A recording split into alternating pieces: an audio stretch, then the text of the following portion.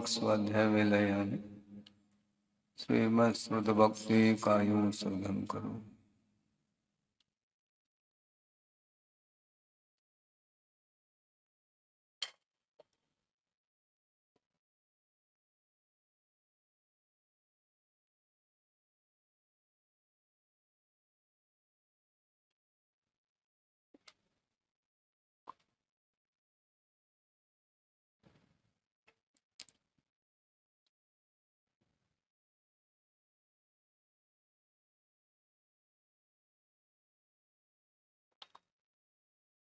ओकारं बिंदु संयुक्तं नित्यं ध्यायन्ति योगिनः कामदं मोक्षदं चैव ओंकाराय नमो नमः।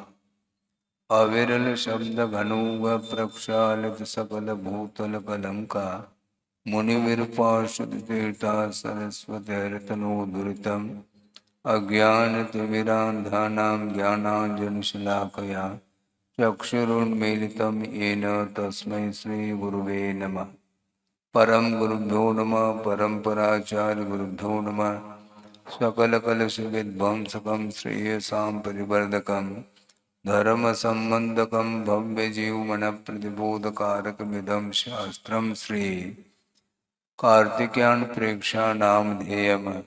अस्य मूलग्रन्थकर्तारः श्री सर्वज्ञदेवाः तदुत्तरग्रन्थकर्तारः श्री गणधरदेवाः प्रतिगणधरदेवाः तेषां वचोनुसारमासाद्य श्रीमद् आचार्य प्रवर श्री कार्तिकेय देवैर्विरचितम्।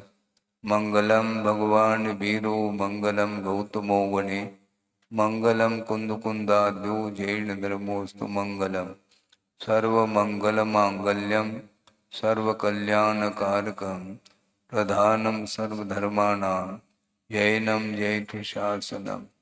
कोटिशतं द्वादशैव कोटो लक्षाणि शीतस्त्रिदिकानि चैव पञ्चाशदष्टोच सहस्रसङ्ख्य मेतश्रुतं पंचपदं नमामि। अरहन्त भाषयत्तं गणहरदेवेः गन्तियं सम्मं प्रणमामि भक्तजुक्तो सुगुणानमोहो वह्निं शिरसा इच्छामि वन्ते सुभक्ति कावसोकोदस्सालोचेन अंगुवंग पैनय पाउणय परियम सुत्त परमाणुग पूगय चूलिया केव सुत्तय थुदम कायम सैनिच कल मंचे में पूजे में वंदामि नमों सामि दुख कौ कम कौ भूलाओ सुगय गमनम समाय मरणम निर्गुण संपत्ति होद भज्यम। अथ पौर्वाणिक स्वाध्याय वेलायाम श्रीमद् आचार्य भक्ति कायो सर्गम करो।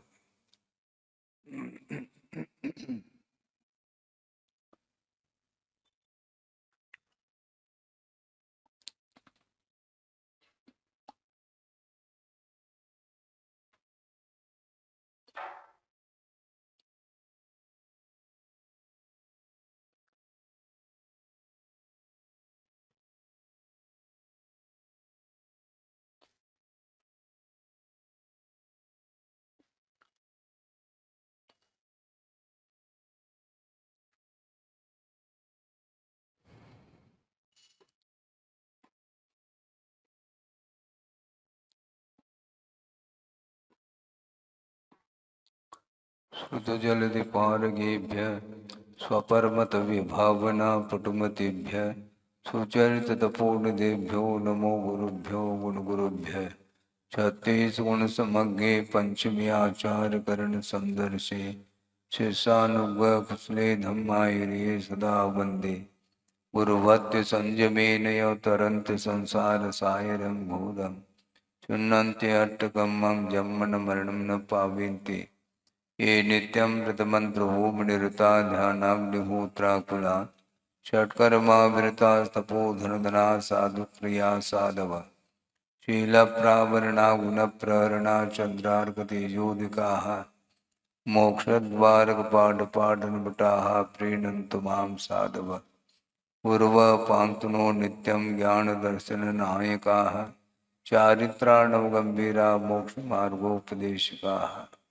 इच्छामि बन्ते आयुर्वत्ते कामसुकोदस्सालोचे सम्मनान समदं सनतं जुत्तानं पंचव्याचाराणां आयुर्यानम आयारादिस्मराणुपदेशयानम वज्रायानम तिरयनुगुणपालयानम सौसाणुम सैनिचकलमंचे में पूजे में वंदामि नमों सामि दुख को कम को भूलाओ सुगय गमनम समाय मरणम जनगुण संपत्ति होदमज्जम त्रिभुवन तुल्यम देवम वंदिता त्रिभुवनंद परिपूज्यम ओछम अनुपेहावो भवीय जनानंद जननी वो।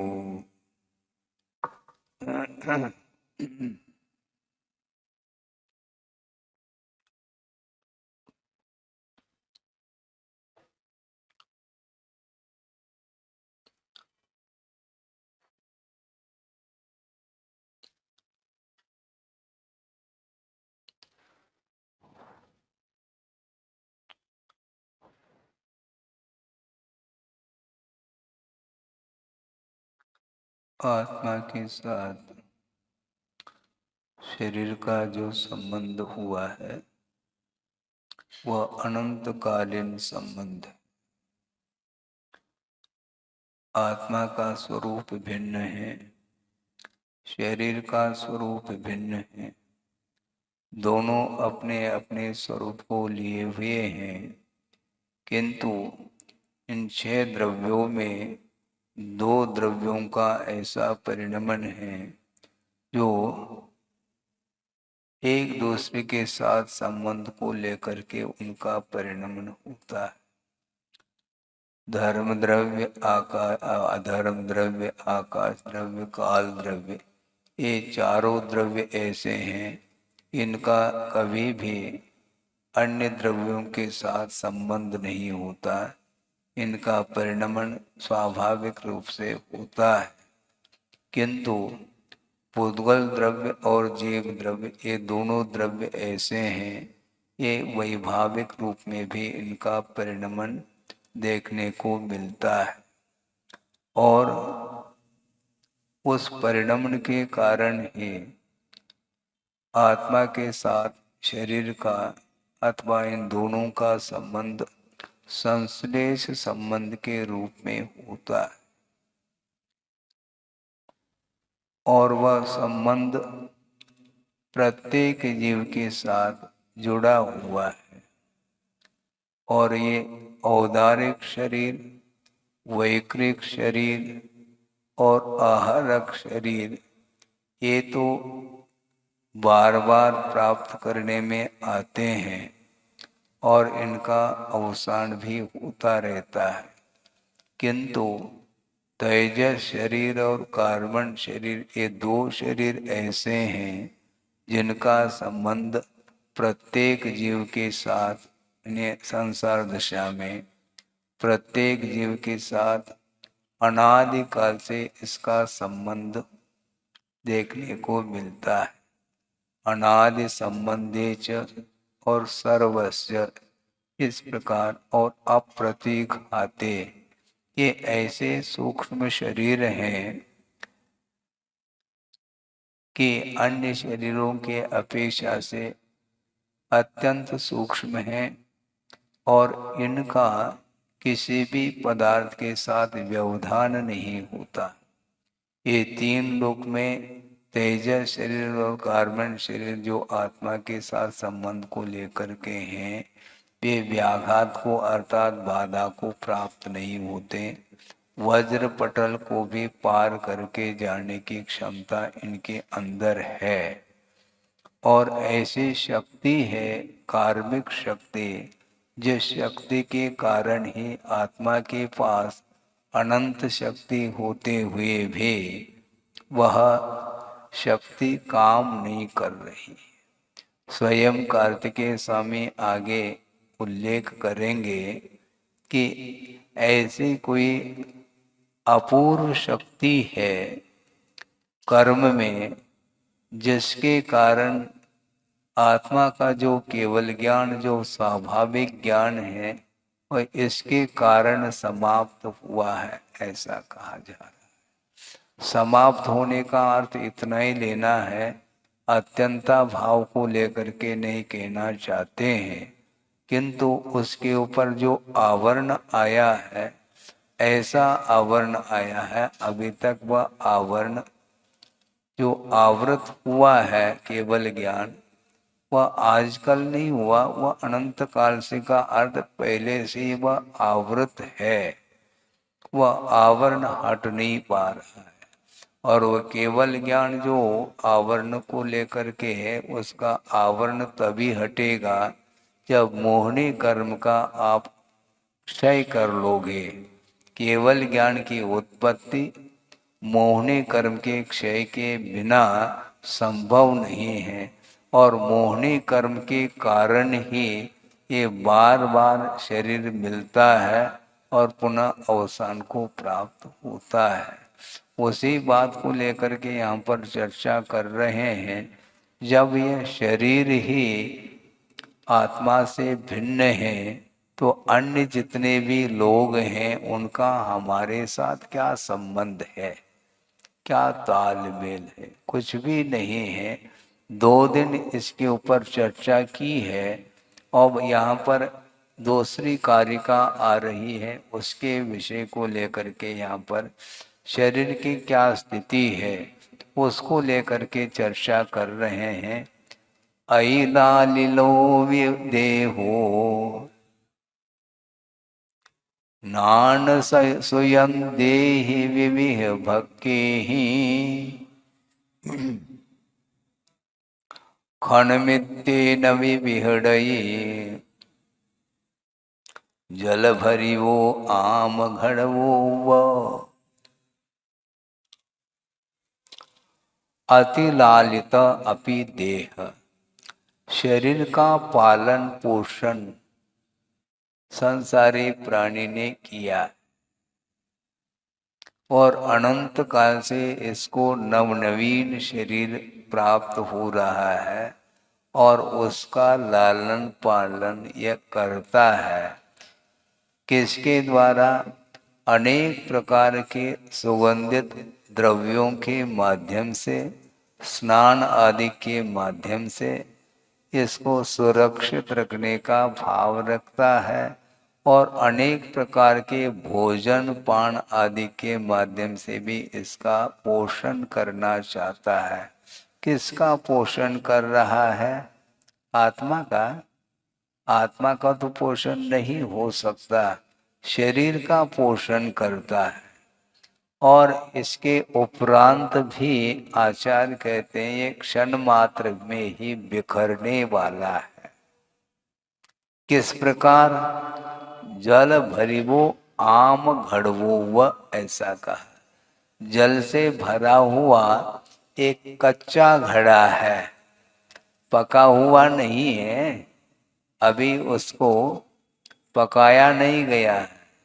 इसलिए बिना पकाया हुआ जो कच्चा घड़ा होता है उसको आप जल से भर लो, क्षण मात्र में वह घड़ा बिखर जाता है।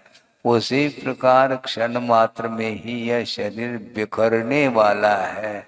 इसके बावजूद भी शरीर के प्रति इतना लगाव रहता है संसारी प्राणी का, उनको किन किन शब्दों के बातें हम कहें। वर्णन करने वाले आचार्य वर्णन कर रहे हैं, इसके बावजूद भी स्वभाव की ओर दृष्टि संसारी प्राणी की नहीं जाती है। कब जाएगी? बार बार वह प्रतिदिन वही समय आता है। सुबह 8:30 बजे आप लोग निवेदन करने के लिए आते हैं कि महाराज स्वाध्याय का समय हो गया है, और ये स्वाध्याय का क्रम निरंतर चलता रहेगा। पता नहीं कब तक चलता रहेगा।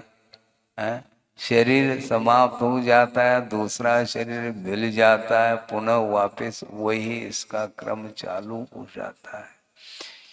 ये नश्वर पर्याय है। इसके बाद भी नश्वर होते हुए भी श्रद्धान का विषय वह बना लेता है। जो श्रद्धान नहीं बना पा रहा है उसकी क्या गत होगी? शरीर और आत्म तत्व के विषय में किसी को कोई ज्ञान नहीं है, वो क्या करता है? संसार में कितने लोग हैं हम देख रहे हैं, सुबह से लेकर के रात तक 24 घंटा, 24 आवर्स वो जर्नी करता रहता है। 24 घंटा ट्रेन चल रही हैं, बसें चल रही हैं, फ्लाइट्स चल रहे हैं, जलयान से भी यात्रा कर लेता है संसारी प्राणी। रात दिन वह सफर में है। देख करके ऐसा लगता है ये कौन सा जीवन है, और इसमें वह आनंद का अनुभव करता है। बड़ी विचित्र दशा है ये, उस ओर ध्यान नहीं जाता, क्योंकि जिसको श्रद्धान नहीं है उसका जीवन तो विचित्र जीवन है, इसके अलावा कुछ नहीं करता। सुबह होते ही कमाना, खाना पीना, रात में सो जाना, इसके अलावा इस संसारी प्राणी ने अतीत अनंत काल में और क्या किया है हमें बता दो। आज कमा करके जीवन यापन करने वाला जो व्यक्ति है और जो अरबपति खरबपति है, इन दोनों के जीवन में क्या फर्क क्या देख रहे हैं आप? क्योंकि अरबपति है वो भी, उसकी भी दुकान खुली हुई मिलेगी, और प्रतिदिन जो कमा करके जीवन यापन कर रहा है, दोनों के जीवन यापन करने में कोई भी अंतर देखने में नहीं आ रहा है, क्योंकि सब जो है ना खाने पीने को लेकर के ही रात दिन लगे हुए हैं। इसके अलावा नया कौन सा कार्य किया हमें बता दो। कमाने के साधन भिन्न भिन्न हो सकते हैं, ये अलग वस्तु, कोई सर्विस के माध्यम से जीवन यापन करता है, कोई कृषि कर्म करके करता है, कोई बिजनेस व्यापार आदि करके व्यवसाय करके अपना जीवन यापन करता है। इसके अलावा क्या करता है? और देवगति में ये कर्म करने नहीं पड़ते, वहां पर सागरूपम आयु है, यहाँ पर तो 150 साल के भीतर यह समाप्त हो जाता है इसका जीवन, किंतु वहां पर सागरूपम आयु तक वह जीवन व्यतीत करता है, और कमाना इत्यादि वहां पर कुछ भी नहीं है। और दूसरी बात है कि कितना एक सागर के पीछे 1000 वर्ष, सोचो विचार करो। एक सागर जिसकी उम्र है वह 1000 वर्ष के उपरांत वह है कंठ से अमृत झरता है और भूख मिट जाती है 1000 साल तक पुनः। और मान लो जिसकी 33 सागर की उम्र है, आयु है, तो वह 33,000 वर्ष के बाद एक बार कंठ से अमृत झरता है और पुनः 33,000 वर्ष के लिए फुर्सत। और श्वासोश्वास की क्या प्रक्रिया है? एक पक्ष के उपरांत, एक सागर की उम्र है तो एक पक्ष के बाद एक बार श्वासोश्वास को लेता है, और 33 सागर की उम्र है तो 33 पक्ष का अर्थ कितने, कितना, साढ़े, हाँ, 16.5 महीने, तो हाँ 1.5 साल हो गया है, 1.5 साल, 16.5 महीने ठीक ही तो है। 12 महीने का एक वर्ष होता है, और 12 और 4 16, 1.5 के अंदर ही है, ठीक है। तो इतने 33 पक्ष के बाद एक बार श्वासोश्वास की प्रक्रिया चलती है, मतलब कितनी निश्चिंतता होती होगी है? इसके बाद भी शरीर के प्रति जो ममत्व भाव है वह छूटता नहीं है। सोचो, विचार करो। और आप लोगों को प्रतिदिन खाना एक बार नहीं, दो बार नहीं, तीन बार भी हो सकता है, बीच में पता नहीं कितने बार पानी, कितने बार नाश्ता, आदि आदि, जिसका हिसाब नहीं। इसके बावजूद भी वह देवों का शरीर भी वह वैकृत शरीर है, ये अलग वस्तु। अकाल मरण नहीं होगा, ये अलग वस्तु, किंतु अवसान तो होगा। जिस प्रकार औदारिक शरीर अन्य बाधाओं से अकाल में भी अवसान को प्राप्त हो जाता है, मरण को प्राप्त होता है संसारी प्राणी, किंतु उनका अकाल मरण नहीं होते हुए भी उम्र समाप्त होते एक समय के लिए भी वहां पर रहेगा नहीं, नीचे आना पड़ेगा। तो ऐसी स्थिति में शरीर का जब अवसान होना ही है, ये शाश्वत नहीं है, इसके उपरांत भी संसारी प्राणी इसके लालन पालन पोषण में लगा हुआ है। क्या करोगे आप?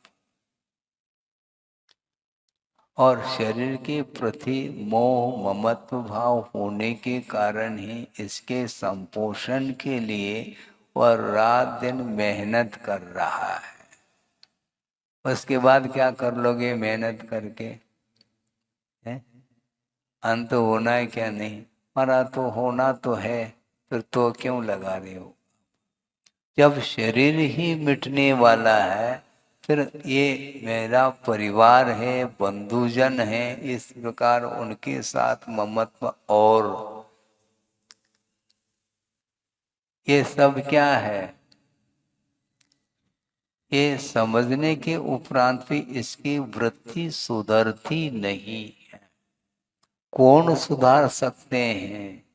आत्मज्ञान जब तक नहीं होगा, वस्तु का स्वरूप का बोध जब तक नहीं होगा, तब तक यही दशा इसकी रहेगी। और बार बार इन अन्यान्य वस्तुओं के पीछे वह लगा रहता है, और न जाने कौन कौन से अनर्थ भी कर लेता है इसी शरीर के पीछे, धन वैभव आदि के पीछे। और धन वैभव के प्रति ममत्व भाव भी जो होता है वह शरीर है, इसलिए शरीर के लिए ही सब कुछ वह अन्य वस्तुओं के साथ संबंध रखता है।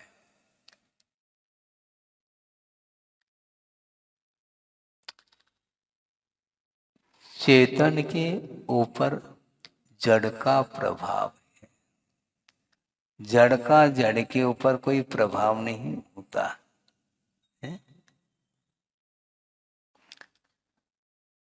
धन एकत्रित कर लिया है, किसी वस्तु को खरीदते हैं लाखों करोड़ रुपए में, और वस्तु आपके घर में वो आ जाती है, और करोड़ों रुपए दूसरे के हाथ में चले जाते हैं। रुपए तो किसी न किसी के हाथ में है, उसको क्या अंतर आ रहा? अभी तक तो आपके हाथ में थे, वो नोट गिन रहे थे, और दूसरे के हाथ में वो पहुंच गया। अब उसके लिए क्या कोई, वो तो जड़ है, उसके अंदर कोई अंतर थोड़ी आने वाला। और दूसरी बात, मजे की बात ये है कि मान लो कोई मैनेजर है बैंक का, है? और अरबों रुपए वह सब ध्यान रख रहा है, लेकिन उनके उसके प्रति उसका क्या ममत्व है, मुझे बताओ। अरब रुपए मान लो गिन ले, कुछ भी कर ले, किंतु वह अरबपति नहीं कहलाएगा, ये ध्यान रखो।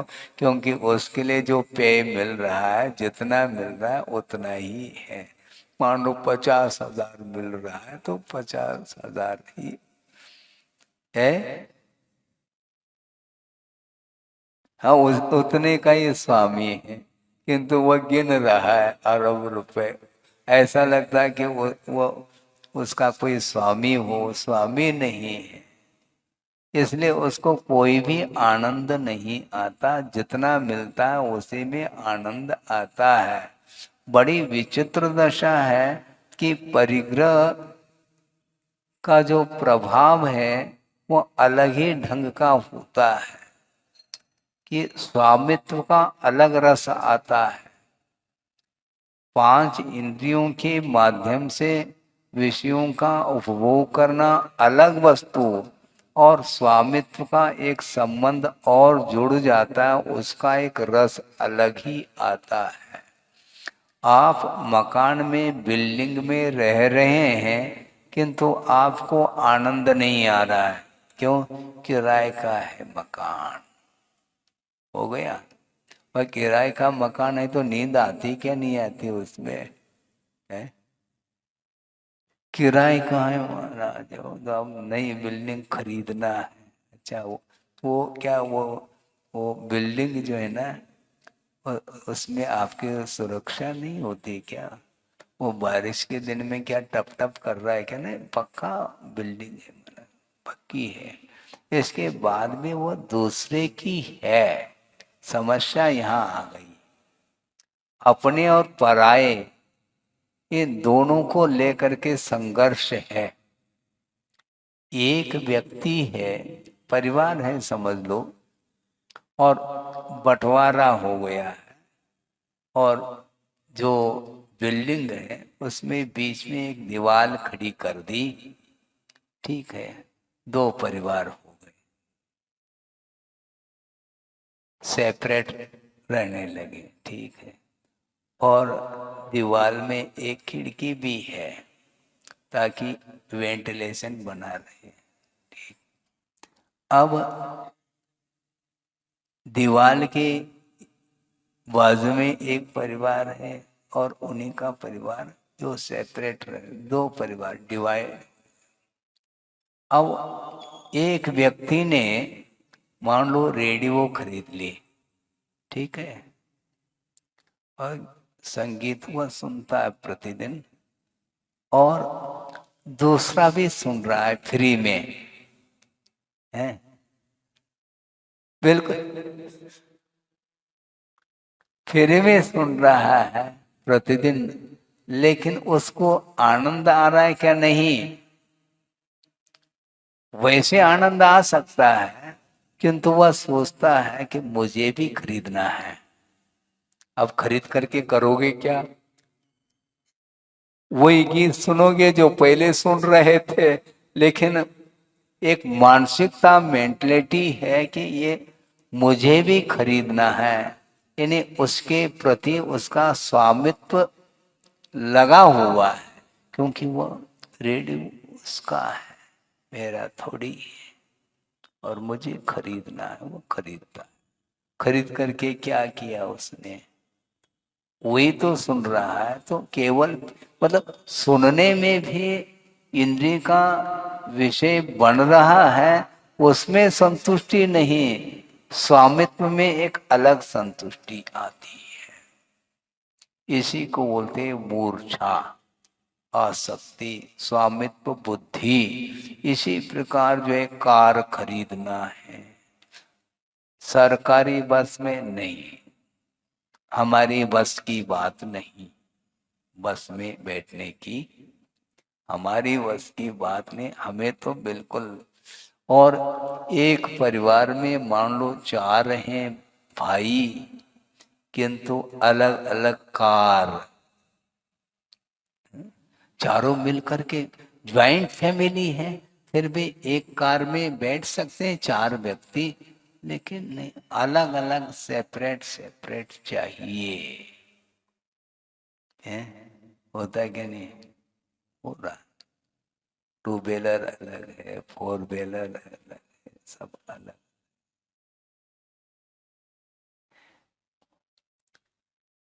श्रद्धान भी है कि यह वस्तु पर है, लेकिन कार को खड़ा कर देता है आंगन में, और चाबी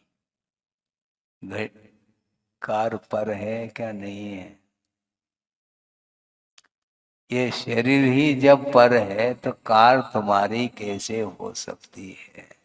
लेकिन बिना कार के वह जीना नहीं चाहता। बिना कार के जीवन बेकार बोलता है। कार के बिना जीवन बेकार है, इसलिए कार खरीदता है। क्योंकि पड़ोस ने खरीद लिया है, इसलिए हमारे लिए चाहिए। और जब तक वह नहीं खरीदता तब तक शांति है। मतलब एक प्रकार से एक दूसरे को देख करके एक ईर्ष्या का भाव आ जाता है। हम कम थोड़ी, हमारा भी तो अस्तित्व है। अरे तुम्हारा अस्तित्व मिट रहा है क्या?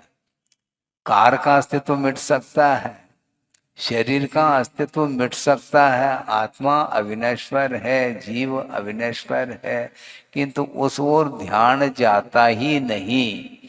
हमेशा श्रद्धान होने के बाद भी दृष्टि उसकी अंतर्दृष्टि नहीं हो पाती है, और अंतर्दृष्टि के अभाव में सब कुछ जो है बेकार है, ये कहा जा रहा है। अच्छे अच्छे सुगंधित वस्तुओं का इस्तेमाल कर लो, अच्छे अच्छे पौष्टिक वस्तुओं का सेवन करो, इसके बाद भी यह औदारिक तन है। इसका उपयोग मोक्ष मार्ग में कर लो तो ठीक है, नहीं है तो ये तो जाने वाला है और तुम्हें बता करके नहीं जाएगा, वो अवसान होगा है। और एक क्षण नहीं हुआ, अवसान हुआ और उसमें जीवोत्पत्ति होना प्रारंभ हो जाती है। जल्दी से बाहर निकालो, ये परिवार वाले बोलते हैं। अभी तक तो उसके प्रति स्नेह था, राग था, अब राग क्यों नहीं? सोचो। यस्यास्ति नैक्यम वपुषापि सार्धम तस्यास्ति किम पुत्र कलत्र मित्रई। ये पंक्ति आती है सामायिक पाठ में। जब इस जीव के साथ शरीर का ऐक्य नहीं है, एकत्व संबंध नहीं है, क्योंकि एकमात्र संश्लेष संबंध हुआ है जीव के साथ शरीर का, और यह जब यही भिन्न है तो पुत्र कलत्र मित्रई कथम ऐक्यम, इस जीव के साथ अन्य परिवार लोगों का क्या संबंध है? जब शरीर ही भिन्न है तो ये सारे सारे परिवार के लोग जिनके साथ मैं संबंध रख रहा हूं, ये कौन सा ज्ञान है? सम्यक ज्ञान है क्या? नहीं है? काम में आ रहा है क्या वह सम्यक ज्ञान? मैं सम्यक दृष्टि हूं, अच्छा ठीक है, वह मिथ्या दृष्टि है, ठीक है। लेकिन सम्यक दृष्टि और मिथ्या दृष्टि के प्रवृत्ति में जब अंतर देखने में आ जाए तब हम माने। दोनों के प्रवृत्ति में कोई अंतर मान लो देखने में नहीं आ रहा है, तो क्या पहचान है सम्यक और मिथ्यात्व की? पहले भी यह विषय आप लोगों के सामने रखा था गर्मी के दिनों में, शायद भूल गए होंगे। एक आगम में विषय आता है, शुभोपयोग का विषय आता और शुभ योग का विषय आता। ये दो विषय हैं, इसको गौर से आप समझने का प्रयास करेंगे।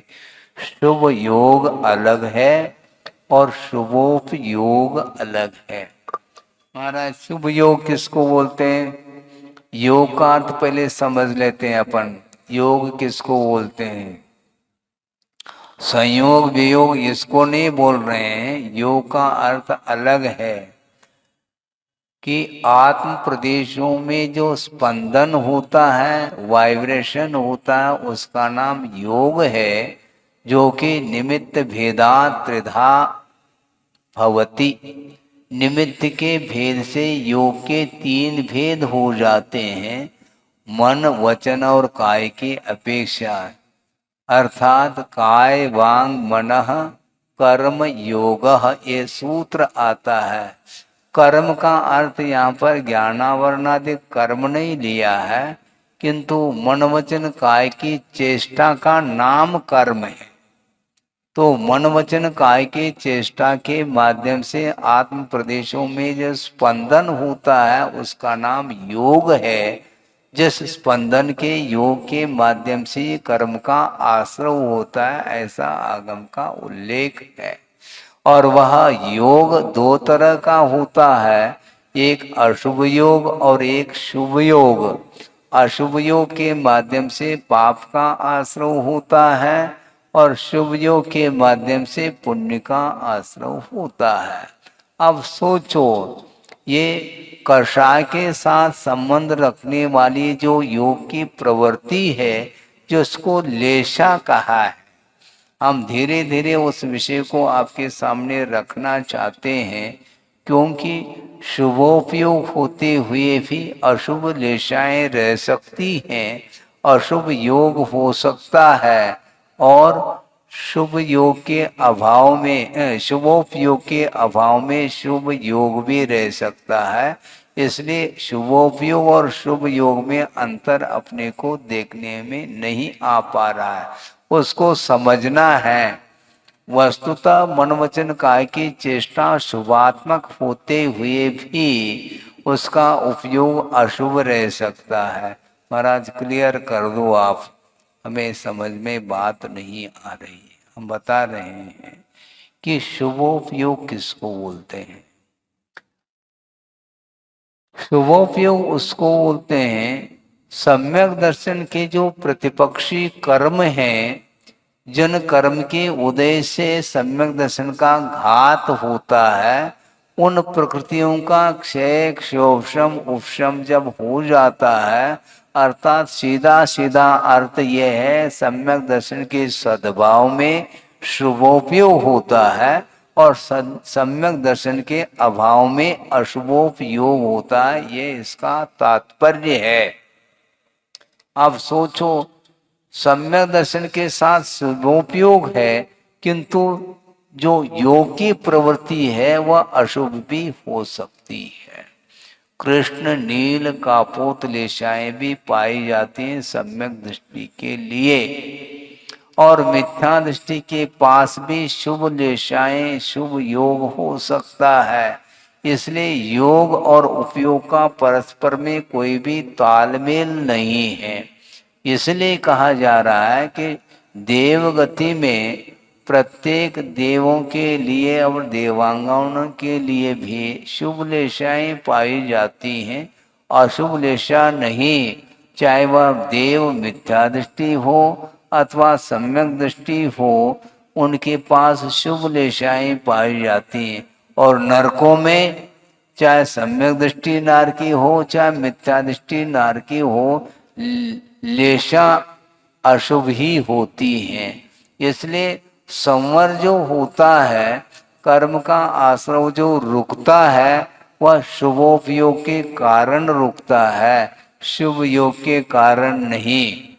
इसलिए वस्तुतः मनवचन काय की जो चेष्टाएं हैं वह शुभात्मक होते हुए भी उसका इंटेंशन यदि विपरीत है, वह शुभ लेशा को लेकर के बैठता है, इसके उपरांत भी उसका उत्थान नहीं हो सकता।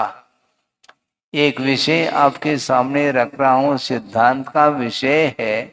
देवों में शुभ लेशा है और पीत पद्म शुक्ल के रूप में। देव कितने प्रकार के होते हैं?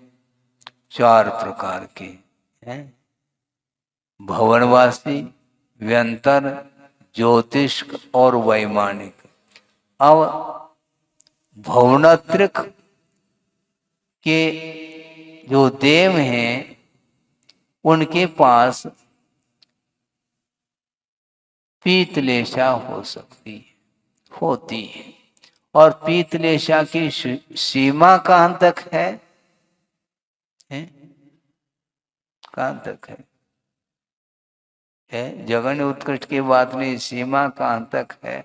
मेरे ख्याल से पहले दूसरे स्वर्ग तक। क्यों?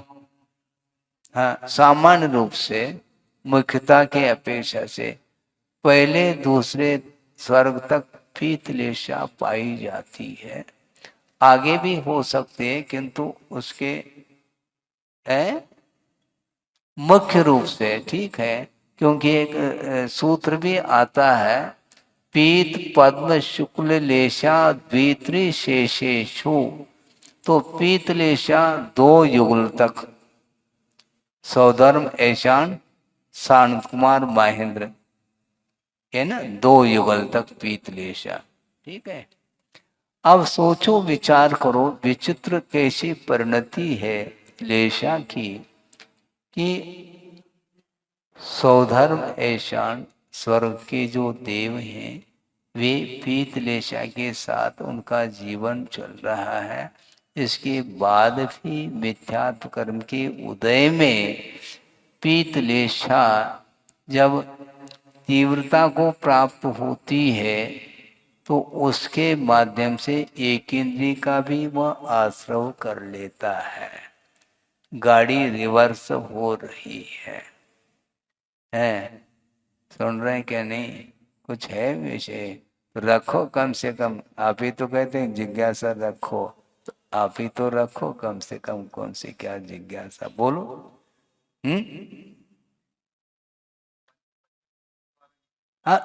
मंद का ऐसा नहीं, आप समझो लेशा की तीव्रता ही नीचे की ओर ले जाती है। हाँ, तीव्र तीव्रतर तीव्रतम, मंद मंदतर मंदतम। हाँ, जैसे समझने के लिए सप्तम पृथ्वी में कृष्णतम लेशा है, ठीक है, किंतु वह नारकी सम्यक दर्शन के सम्मुख जब जाता है उस समय उस तीव्रतम लेशा नहीं रहती, किंतु वह लेशा डाउन हो जाती है। आप ये समझ रहे हैं कि तीव्रतम का अर्थ उत्कृष्ट पीतलेशा, ऐसा नहीं है। ऐसा नहीं आता, आप समझो। क्योंकि कषाय की तीव्रता और कषाय की मंदता, इन दोनों के माध्यम से ही आश्रम में विशेषता आती है। क्योंकि तीव्र मंद ज्ञाता ज्ञात भावाधिकरण वीर विशेष तद विशेष, यानी उन आश्रम में विशेषता जो आ रही है वह तीव्र मंद परिणाम के माध्यम से आ रही है। तीव्रता के माध्यम से स्थिति अनुभाग अधिक को लेकर के पड़ता है और मंद परिणाम के माध्यम से स्थिति अनुभाग घटता चला जाता है। तो मैं ये कह रहा था कि पीतलेशा देवों में है और उस तीव्र पीतलेशा के कारण वह मिथ्या दृष्टि जो वैमानिक देव है वह तिर्यंच आयु के बंध के साथ, तिर्यंच गति के बंध के साथ वह एक इंद्रिय का बंध कर रहा है। सोचो विचार करो, योग कौन सा है? शुभ है। क्योंकि पीत पद्म शुक्ल लेशा, इन तीनों लेशा के साथ योग जो होता है वह शुभ होता है। और कृष्ण नील कापोत लेशा के साथ लेशा योग अशुभ हुआ करता है। तो शुभ पुण्य से अशुभ पाप से एक सामान्य कथन है, किंतु वहां पर शुभ योग होते हुए भी उसमें कषाय के अपेक्षा तीव्रता आई है, इसलिए वह योग अशुभ की ओर जा रहा है। गाड़ी रिवर्स है। अभी अशुभ योग हुआ नहीं, किंतु उपयोग उसका अशुभ है और मिथ्यात्व कर्म के उदय में वह जो तीव्र लेशा हो रही है, पीतलेशा, उसके कारण वह एक इंद्रिय का बंद कर रहा है। सोचो विचार करो। और एक सम्यक दृष्टि है और मान लो वह कृष्ण लेशा में आ गया, तब भी वह अनंतान मंदी के साथ जो आश्रव होता था वह आश्रव नहीं होगा, क्योंकि अनंतान मंदी क्रोधमान माया लोभ और मिथ्यात्व की तीन प्रकृतियों का क्षय क्षोभशम हुआ है अथवा उपशम हुआ है। फल स्वरूप लेशा भले ही अशुभ रहा आवे, किंतु उपयोग उसका शुभ होने के कारण उन सात प्रकृतियों का संवर हो रहा है, ये सिद्धांत है। इसलिए वस्तुतः जो व्यक्ति शांत बैठा है ऐसा देखने में आता है, क्योंकि उसकी प्रकृति, उसकी जो प्रवृत्ति है, उसकी जो चेष्टाएं हैं वह शुभात्मक देखने को मिल रही है, किंतु उसकी भीतर की जो परिणति, उसका जो लक्ष्य है वह भिन्न है। इसलिए वो भगवान के समान दिख रहे हैं। भगवान कह दो ना फिर, क्योंकि बिल्कुल चेष्टाएं, वो बहुत शांत बैठते हैं। ये ध्यान रखो कि शांत जो बैठता है वह हमेशा सम्यक दृष्टि होता है, ऐसा नहीं लेना।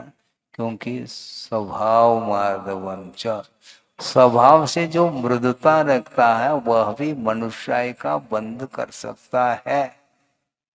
इसलिए कषाय की मंदता मात्र होना पर्याप्त नहीं है, क्योंकि भीतर की जो इच्छाएं हैं वह अलग ही क्वालिटी की होती रहती है। इसलिए भीतर की जो परिणति है, कषाय की परिणति, उसको पकड़ना बहुत कठिन है।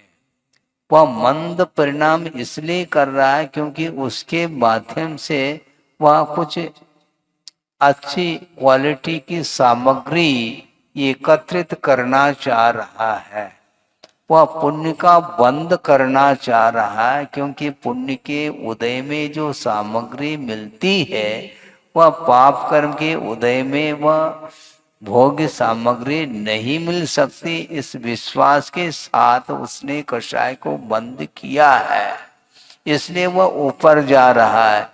किंतु ये ध्यान रखो, कषाय की जब तीव्रता आती है तो उसका शुभ लेशा के साथ भी पतन देखा गया है, और वह देव एक इंद्रिय हो रहा है। बंधुओं, सोचो विचार करो, वहां पर क्या मार काट है? क्या कोई मार काट वहां पर नहीं है, लेकिन नहीं होते हुए भी जो आसक्ति है वह आसक्ति उसको परेशान कर रही है।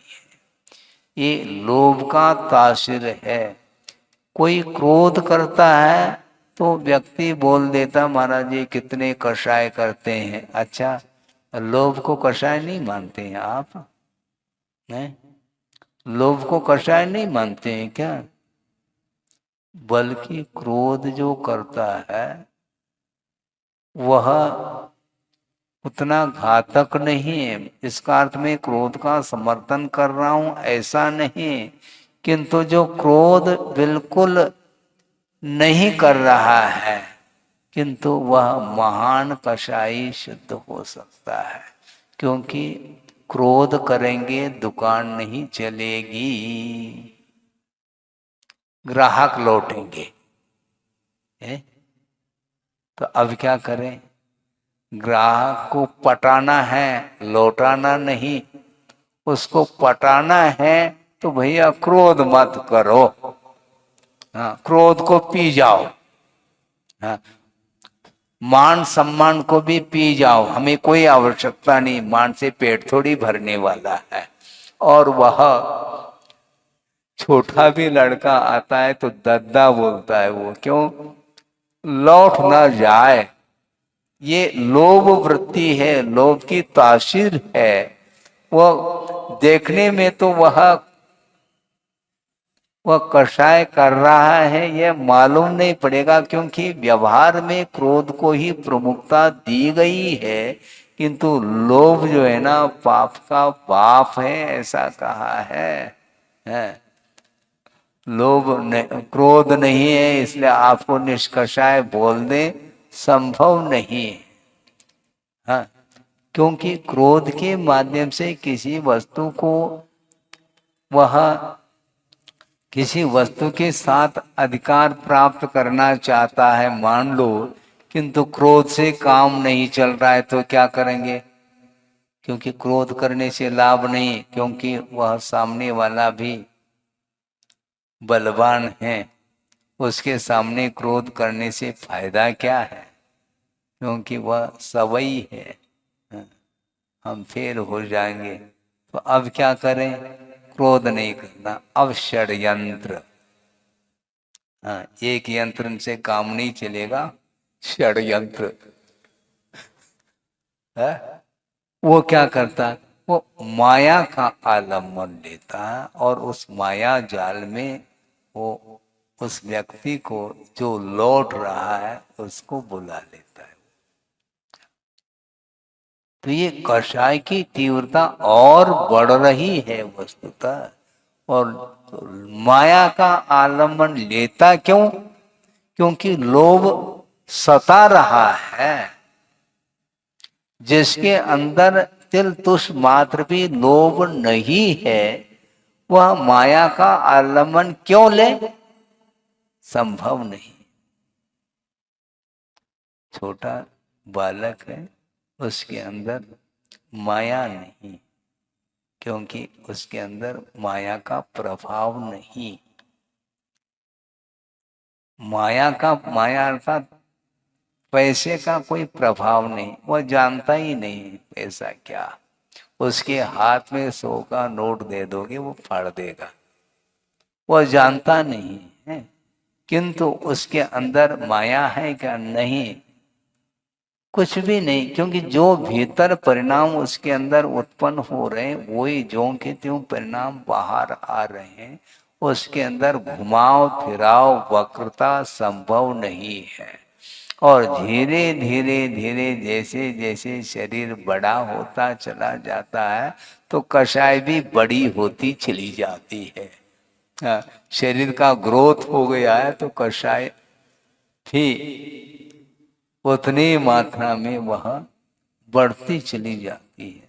और क्रोध के माध्यम से मान लो किसी वस्तु के ऊपर अधिकार हम प्राप्त नहीं कर पा रहे हैं, तो रोग को छोड़ करके माया का आलम्बन ले करके जिस चीज को प्राप्त करना चाहता है वह कुशलता से प्राप्त कर लेता है।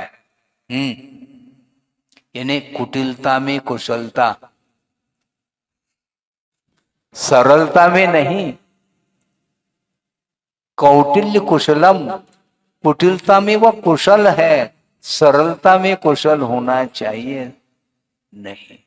कैसे उसको हमने चंगुल में ले लिया, ये इसमें आनंद का अनुभव करता है, इसी को रोत ध्यान बोलते हैं। ये सब किस लिए किया जा रहा है?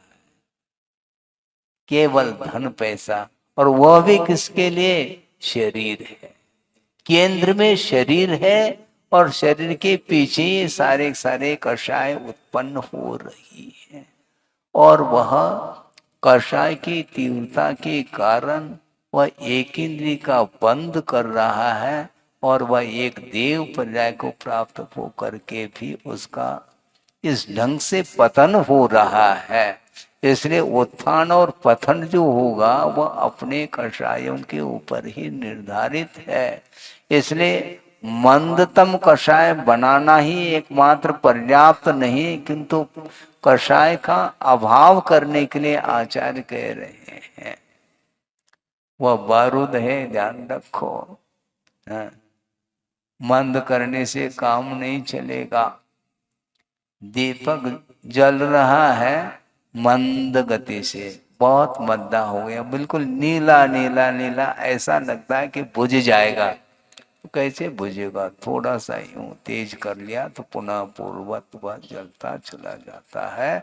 उसी प्रकार संसारी प्राणी किसी न किसी प्रयोजन को लेकर के, उद्देश्य को लेकर के कषाय को मंद तो करता है, किंतु कषाय को क्षय नहीं कर पा रहा है। और जब तक कषाय का क्षय क्षोभ्रम उपशम आदि नहीं होगा तब तक आश्रव रुकने वाला नहीं है। इसलिए शरीर नश्वर होते हुए भी उसके पालन पोषण करने के लिए ये सब षड्यंत्र रच रहा है। बल्कि गुरुदेव ने ये कहा था, सबसे अधिक मात्रा में हिंसा यदि होती है किससे होती है, बोलो?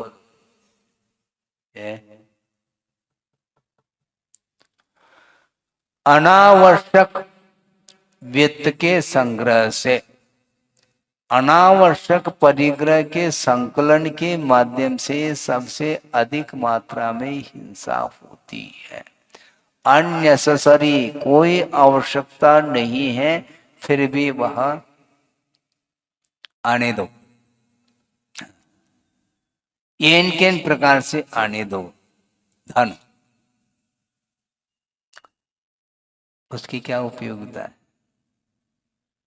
एक अरबपति अथवा खरबपति मान लो, उनको हम पूछना चाहते हैं कि भाई साहब, ये जो धन है जो तुमने एकत्रित किया है और उसमें से कितने परसेंटेज में खाने पीने में वो उपयोग में आता है धन है? कितना आता मुझे बताओ, कोई परसेंटेज है? पॉइंट में चला जाएगा वो सारा सारा धन खाने पीने में थोड़ी आने वाला। कई पीढ़ी निकल जाए तब भी वह धन, हाँ, कमी नहीं पड़ेगी। इसके बावजूद भी इतने कमाने की आवश्यकता क्या है, क्यों है? वित्त को इतने संग्रह करने की आवश्यकता क्यों पड़ी है? क्योंकि उसके बिना मन लगता। हवेली चाहिए है? और बिना धन के थोड़ी मिलने वाली हवेली, तो उसकी पूर्ति के लिए लगा हो। और स्वयं सोता, कितने जगह कितनी चाहिए उसको सोने के लिए? 4-5 फीट जगह बस। ठंड में उतने भी जगह नहीं, सिकुड़ के सोता है वो। ये गर्मी में पैर पसार लेता है और पूछ के मैंने तो बिल्कुल पैर सिकुड़ करके सो लेता है। लेकिन वह 10 खंड का चाहिए, बड़ी हवेली चाहिए उसको, और करोड़ रुपए उसमें व्यय कर देता है जिसकी कोई भी आवश्यकता नहीं है। और मान लो पहले नींद नहीं आती थी, अब हवेली बन गई तो नींद आने लगी। लेकिन इसके टक्कर का नहीं, इससे और 21 है। कोई भी मान लो इस प्रकार का इमारत बन जाए हवेली, तो फिर नींद फिर नहीं आती है। तो इससे स्पष्ट है ये केवल मानसिक फूक है इसकी। शारीरिक जो तन की जो फूक है वह तनकसी है, हाँ, और मन की भूख तो कोई उसका अंत नहीं है और उसके पीछे लगा हुआ है। और इस प्रकार अनावश्यक वित्त के संग्रह में जो पाप का अर्जन हुआ है वह कब धुलेगा? महाराज आप आशीर्वाद दे दो तो धुल जाएगा, ऐसा थोड़ी धुलने वाला, ध्यान रखो। आशीर्वाद से धुल जाए फिर कहना ही क्या है? नहीं धुलने वाला। क्योंकि अन्याय, अत्याचार, अनीति, इसके आश्रय से जो वित्त का संग्रह हुआ है वह कभी भी वह पाप धुलने वाला नहीं है। इसलिए उतना ही वित्त का संग्रह करना चाहिए जो अपने लिए उपयोगी हो।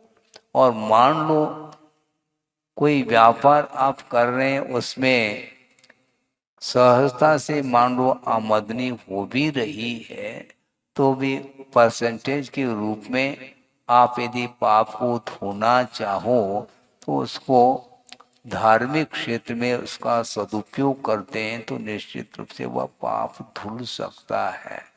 और आचार्य ये कहना चाहते हैं कि पाप करके धोने की अपेक्षा उतना ही कर लेना चाहिए जिसके माध्यम से हमारा जीवन उन्नत बन सके। इस प्रकार ये अनुप्रेक्षा निरंतर गाथाओं के माध्यम से चल रही है कि आम घड़वो व अने कच्चे घड़े के समान यह शरीर क्षण भर में विलय को प्राप्त होता है। जिसके पालन पोषण करने के लिए रात दिन श्रम कर रहा है और श्रम करके वह दिन भर श्रम करता है, रात में सो जाता है, थक जाता है तो सोना, फिर बाद में जाग करके पुनः वही करना। इस प्रकार ये निरंतर यह संसार की परंपरा चल रही है। इसको समाप्त करने के लिए कोई भी उपाय नहीं। जब तक शरीर के प्रति और अन्य वस्तुओं के प्रति जब तक लगाव रहेगा, ममत्व भाव बना रहेगा, तो उसके माध्यम से ही कर्म का आश्रव होता है। कर्म का आश्रव होता है तो समय पा करके वो उदय में आकर के आपको वह दुखी बनाता है, बल्कि वह दुखी नहीं बना रहा है। उसमें जो प्रकृति पड़ी है अपने परिणामों के माध्यम से उसमें दुख देने की प्रकृति आई है। कर्म वर्गनाएं कर्म के रूप में परिणत होती हैं, वो अपने परिणामों के माध्यम से उसमें इस प्रकार का स्वभाव आया है। अपने भाव है, क्योंकि भावाश्रव के बिना द्रव्याश्रव संभव नहीं है। इसलिए निरंतर बिना प्रयोजन के संसारी प्राणी हर्ष विषाद राग द्वेष कालुष्य परिणाम करता ही चला जाता है। बल्कि सोचो कि ये जो कथाएं होती हैं, कथाएं नहीं वो व्यक्ताएं मानी जाती हैं। कौन सी? आहार कथा शुरू हो गई। आहार कथा, स्त्री कथा, अपने राज कथा, चोर कथा, ये कथाएं ये व्यक्ताएं मानी जाती हैं। ये सतकथा नहीं। वर्तमान योग पुराण खोल करके थोड़े बहुत महापुरुषों के जीवन वृत्ति के विषय में कुछ पढ़ो, कुछ सुनो, नहीं वो कथाएं रुचती नहीं है। और वृद्धावस्था आने के उपरांत भी व्यक्ताओं में उलझा रहता है संसारी प्राणी है। शाम को अंतो कर ली या भोजन कर लिया और 4 व्यक्ति बैठ गए और शुरू हो गई चर्चा। व्यक्ताएं प्रारंभ। राजकथा, कौन हार गया, कौन जीत गया, क्रिकेट कौन हार गया, कौन जीत, अरे कौन हारा कौन जीता, तुम्हें इससे क्या प्रयोजन है?